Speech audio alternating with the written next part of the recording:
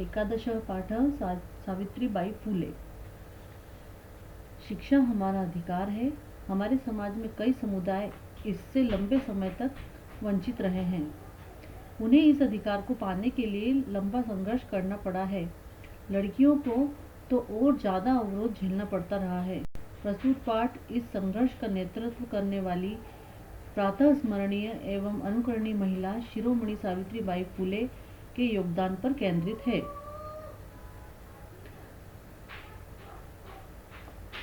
यहाँ पर आप ये चित्र देख रहे हैं। यहाँ पर उन्होंने बताया है कि इस चित्र में देखिए एक महिला है जो अपने हाथ में किताब लेकर एक पाठशाला की तरफ, स्कूल की तरफ जा रही है और रास्ते में कोई दूसरे लोग उस पर धूल डाल रहे हैं, पत्थर के टुकड़े डाल रहे हैं। ऊपरी निर्मितम चित्रम पश्यत, मतलब ऊपर बने हुए चित्र को देखो। इदम चित्रम कस्यचित् पाठशालायाः वर्तते, मतलब यह चित्र किसी विद्यालय का है या पाठशाला का है। इयं सामान्य पाठशाला नास्ति, मतलब यह सामान्य पाठशाला नहीं है। इयम् अस्ति महाराष्ट्रस्य प्रथमा कन्या पाठशाला, मतलब यह एक महाराष्ट्र की कन्याओं की पहला विद्यालय है जो लड़कियों के लिए बना था। महाराष्ट्र का पहला कन्या विद्यालय। एका शिक्षिका गृहात् पुस्तकानि आदाय चलती, मतलब एक शिक्षिका जो है, एक अध्यापिका जो है, घर से पुस्तकें लेकर चलती है। मार्गे कश्चित् तस्याः उपरि धूलिम कश्चित् च प्रस्तरखंडान, मतलब रास्ते में उसके ऊपर कोई, कश्चित् मतलब कोई, धूल, कोई पत्थर के टुकड़े, क्षिप्ति मतलब फेंकते हैं या फेंकता है। परम सा स्वदृढ़ निश्चयात् न विचलती, मतलब परंतु वह अपने मजबूत इरादे से नहीं हटती है, नहीं डिगती है। स्वविद्यालये कन्याभिः सविनोदनम आलपन्ति सा अध्यापने संलग्ना भवति, अपने विद्यालय में कन्याओं से हंसी मजाक के साथ बातचीत करती हुई वह शिक्षण कार्य में लगी हुई होती है। तस्याः स्वकीयम् अध्ययनमपि सहैव प्रचलति, मतलब कि उसकी अपनी पढ़ाई भी साथ ही चल रही है। केयम महिला, मतलब कौन है यह महिला। अपि यूयम इमाम महिलाम जानित, मतलब क्या आप लोग इस महिला को जानते हैं। इयमेव महाराष्ट्रस्य प्रथमा महिला शिक्षिका सावित्रीबाई फूले नामधेया, मतलब यही महाराष्ट्र की पहली महिला अध्यापिका सावित्रीबाई फूले नाम वाली हैं, जिनका नाम सावित्रीबाई फूले है। महाराष्ट्र की प्रथम महिला शिक्षिका जो अध्यापिका थी वो। जनवरी मासस्य तृतीये दिवसे 1831 तमे ख्रीस्ताब्दे महाराष्ट्रस्य नायगाव नामनी स्थाने सावित्री अजायत मतलब जन्म लेना। तो यहाँ पर उन्होंने बताया है कि जनवरी महीने के तीसरे दिन, मतलब 3 जनवरी को 1831 ईस्वी वर्ष में महाराष्ट्र के नायगांव वाले स्थान पर सावित्रीबाई ने जन्म लिया था। तस्याः माता लक्ष्मीबाई पिता च खंडोजी इति अभिहितो, मतलब उनकी माता लक्ष्मीबाई और पिता खंडोजी नाम वाले थे। नववर्ष देशीया सा ज्योतिबा फूले महोदयेन परिणीता, मतलब कि 9 वर्ष की आयु वाली वह ज्योतिबा फूले जी के साथ ब्याही गई। जब सावित्रीबाई 9 वर्ष की थी तभी उनकी शादी हो गई थी ज्योतिबा फूले से। सो अपि तदानीम 13 वर्षकल्पः एव आसीत्, मतलब वह भी उस समय केवल 13 वर्ष की आयु वाले थे, मतलब जो उनके पति थे वो भी केवल 13 वर्ष की आयु वाले थे। यतो ही मतलब क्योंकि, यतो ही सह स्त्री शिक्षायाः प्रबलः समर्थकः आसीत्, मतलब यतो ही मतलब क्योंकि, सह मतलब उनके पति के लिए यूज किया है, वह स्त्री शिक्षा के प्रबल समर्थक थे। अतः मतलब इसलिए सावित्र्याः मनसि स्थिता अध्ययनाभिलाषा उत्साहं प्राप्तवती, मतलब क्योंकि उनके पति स्त्री शिक्षा के प्रबल समर्थक थे, इसलिए सावित्री के मन में भी स्थित पढ़ाई करने की इच्छा बढ़ गई। इतः परम सा गृहं संलग्न भाषाया अपि अध्ययनं कृतवती। मतलब इससे आगे उन्होंने आग्रह पूर्वक अंग्रेजी भाषा की भी पढ़ाई की।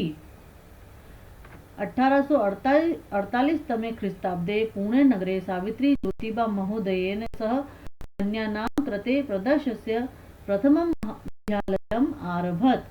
मतलब कि सन 1848 ईस्वी वर्ष में पुणे या पूना नगर में सावित्री ने ज्योतिबा जी के साथ कन्याओं के लिए या महिलाओं लड़कियों के लिए राज्य का पहला विद्यालय प्रारंभ किया। जो कन्या विद्यालय था वो उन्होंने प्रारंभ किया 1848 में। तदानीं सदा केवलम 17 वर्षीया आसीत। तदानी मतलब तब उस समय वह केवल 17 साल की थी। 1851 तमे ख्रीस्ताब्दे अस्पृश्यत्वात् तिरस्कृतस्य समुदायस्य बालिकानां कृते पृथक्तया अपरः विद्यालयः प्रारब्धः। अब देखो उन्होंने क्या किया था। 1851 ईस्वी वर्ष में छुआछूत के कारण, ये जो अस्पृश्यत्वात् है, अस्पृश्यत्वात् मतलब छुआछूत जो होता है, अस्पृश्य मतलब छूना नहीं, तो छुआछूत जो होता है उससे तिरस्कृत मतलब कि तिरस्कार की हुई, छुआछूत से तिरस्कार की हुई समुदाय वाली बालिकाओं के लिए उन्होंने अलग से विद्यालय प्रारंभ किया। सामाजिक कुरीतिनाम सावित्री मुखरम विरोधम अकरोत। मतलब कि जो सामाजिक बुराइयां थी, समाज से संबंधित बुराइयों को सावित्री ने जोर शोर से विरोध किया। विधवानाम शिरोमुंडनस्य निराकरणाय सा साक्षात नापिते मिलिता। मतलब कि जो विधवाओं का पहले मुंडन कर दिया जाता था, उसके लिए, उसके निराकरण के लिए, उस प्रथा को बंद करने के लिए वो खुद नाइयों से जाकर मिली। नापिते मतलब नाई। फलतः केचन नापिता अस्याम रूढ़ो सहभागिताम अत्यजन। अत्यजन मतलब छोड़ना। तो फलतः मतलब इसके फलस्वरूप बहुत से नाइयों ने इस रिवाज में अपनी भागीदारी छोड़ दी।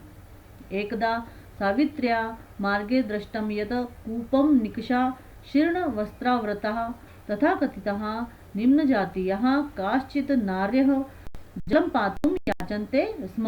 अब देखिए एक दिन क्या हुआ। एक बार सावित्री ने देखा कि कुएं के पास फटे हुए वस्त्रों में, देखिए शीर्ण वस्त्रावृता मतलब फटे हुए वस्त्रों को धारण किए हुए, तथा कथितः निम्न जातीय मतलब कि तथा कथित नीची जाति की, जैसे जिन्हें नीची जाति का कहते हैं लोग, वे महिलाएं, काश्चित नार्यः मतलब कुछ महिलाएं, जलम पातुम याचन्ते स्म मतलब जल पीने के लिए मांग रही थी। उच्च वर्गीय उपहासम कुर्वन्त मतलब जो उच्च वर्गीय की जो तथा कथित उच्च वर्गीय की जो औरतें थी वो उपहास कुर्वन्त मतलब मजाक उड़ा रही थी। कूपातर जलोद्धरणम वारयन मतलब कि कूप मतलब यहाँ पर बताया है कुआं, ठीक है, तो कुएं से पानी पिलाने से मना कर रही थी। सावित्री एतत् अपमानम सोढ़ु ना शक्नोत। अब यहाँ पर देखिए जो सावित्री बाई थी, सावित्री इस अपमान को सह न सकी, ठीक है। सा तह स्त्रियः निज ग्रहम नीतवती मतलब वह उन स्त्रियों को अपने घर, निज ग्रहम मतलब खुद के घर ले गई या ले आई। तड़ाग दर्शयित्वा अकथयत च यत यथेष्टम जलम नयत। अब देखिए उन्होंने क्या कहा, उन्होंने तालाब दिखाकर कहा कि इच्छानुसार पानी अपने घर ले जाओ। सार्वजनिको यह तड़ागह मतलब कि ये जो तालाब है ये सार्वजनिक है, यह सबके लिए है। अस्मात् जल ग्रहणे नास्ति जाति बंधनम मतलब यहाँ पर जल ग्रहण करने के लिए या जल लेने के लिए जाति का कोई बंधन नहीं है। तया मनुष्याणाम समानतायाः स्वतंत्रतायाश्च पक्षः सर्वदा सर्वथा समर्थितः मतलब उन्होंने मनुष्यों की समानता और स्वतंत्रता के पक्ष का समर्थन हमेशा पूरी तरह से किया। अब देखिए आगे, महिला सेवा मंडल, शिशु हत्या प्रतिबंधक गृह इत्यादिनां संस्थानां स्थापनायां फूले दंपतियों अवदानम महत्वपूर्णम। देखिए फूले दंपतियों मतलब दोनों पति पत्नी, जो सावित्री बाई थी और जो उनके पति थे ज्योतिबा, उन दोनों का यहाँ पर बताया है कि महिला सेवा मंडल, शिशु हत्या प्रतिबंधक गृह आदि संस्थाओं की स्थापना में फूले दंपति का मतलब दोनों पति पत्नियों का योगदान महत्वपूर्ण है। सत्य शोधक मंडलस्य गतिविधिषु अपि सावित्री अतीव सक्रिया आसीत्, मतलब जो सत्य शोधक मंडल की गतिविधियों में भी सावित्री बहुत सक्रिय थी। अस्य मंडलस्य उद्देश्यम् आसीत् उत्पीड़ितानां समुदायानां स्वाधिकारान् प्रति जागरणम् इति, मतलब कि इन मंडलों का उद्देश्य पीड़ित समुदायों को अपने अधिकारों के प्रति जगाना था, ताकि वे अपने अधिकारों के लिए लड़ाई लड़ सके, बोल सके।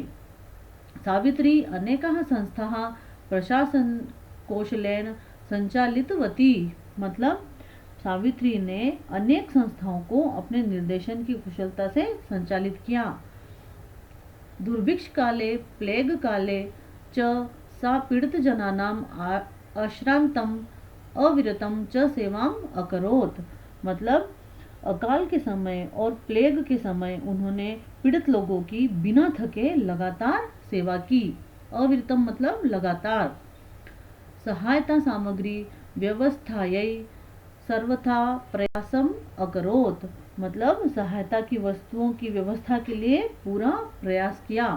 महारोग प्रसार काले सेवारता सा स्वयं असाध्य रोगेण ग्रस्ता 1897 तमे ख्रीस्ताब्दे निधनम गता, मतलब कि जो प्लेग के समय महारोग के फैलाव के समय में सेवा में लगी हुई, वे स्वयं भी इस महामारी से या प्लेग से पीड़ित हो गई और सन 1897 ईस्वी में मृत्यु को प्राप्त हो गई। साहित्य रचनाया अपि सावित्री महीयते, मतलब साहित्य रचना में भी सावित्री बढ़कर थी, मतलब अर्थात बहुत आगे थी। तस्याः काव्य संकलन द्वयम वर्तते काव्य फूले सुबोध रत्नाकर चेती, मतलब कि उनके दो काव्य संग्रह हैं, काव्य फूले और सुबोध रत्नाकर। भारत देशे महिलोत्थानस्य गहनावबोधाय सावित्री महोदयायाः जीवनचरितम् अवश्यम अध्येतव्यम, मतलब कि भारत देश में महिलाओं के उत्थान के लिए या महिलाओं की उन्नति की स्थिति को गहराई से समझने के लिए सावित्री जी का जीवन परिचय अवश्य पढ़ना चाहिए।